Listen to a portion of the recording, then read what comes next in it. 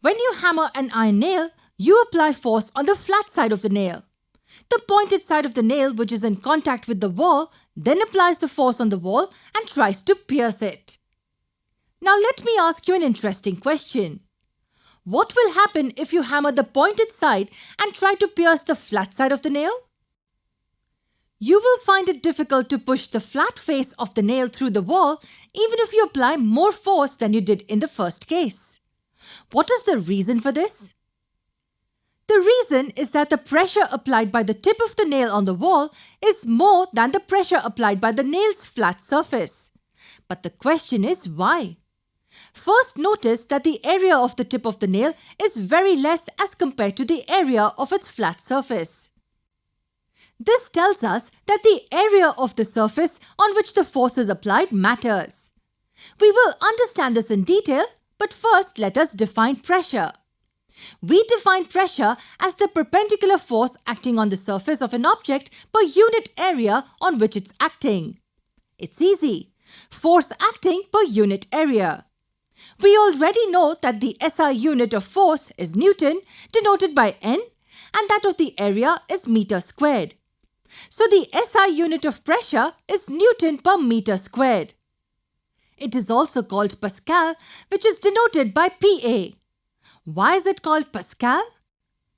It is given this name to honor the achievements of a French scientist named Blaise Pascal for his contributions in hydrostatics and hydrodynamics.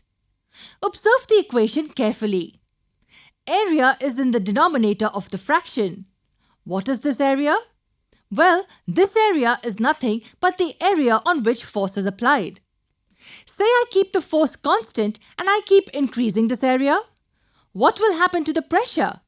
Will the pressure increase or decrease? Use pure mathematical logic to answer this. If I have a fraction and I keep the term in the numerator constant and keep increasing the term in the denominator, then will the fraction increase or decrease? Surely it will decrease. So the pressure will decrease if I increase the area while keeping the force constant. With this newfound knowledge, let's go back to the example we saw earlier, the nail and the wall. Notice that we are also applying the force perpendicular to the surface of the wall. The angle between the nail and the wall is 90 degrees and not anything else. If you notice, the tip of the nail has a very small area compared to the flat surface of the nail, and hence the area of contact with the wall reduces to great extent in the first case. Hence, the pressure applied by the tip on the wall is greater than the pressure applied by the flat surface. That is why it is easy for the tip of the nail to penetrate through the wall. You can even use drill machines to drill the hole into the wall. You see that it has the pointed tip for the same reason. You can easily cut the vegetables using the cutting edge of the knife. But if you use the blunt edge of the knife, it will be difficult to penetrate it in. What is the reason in this case? Well, in the first sight, the two edges might look the same to us. But if you look at them carefully, the cutting edge has small triangle-like shapes with sharp outer points. The other edge has nothing of these.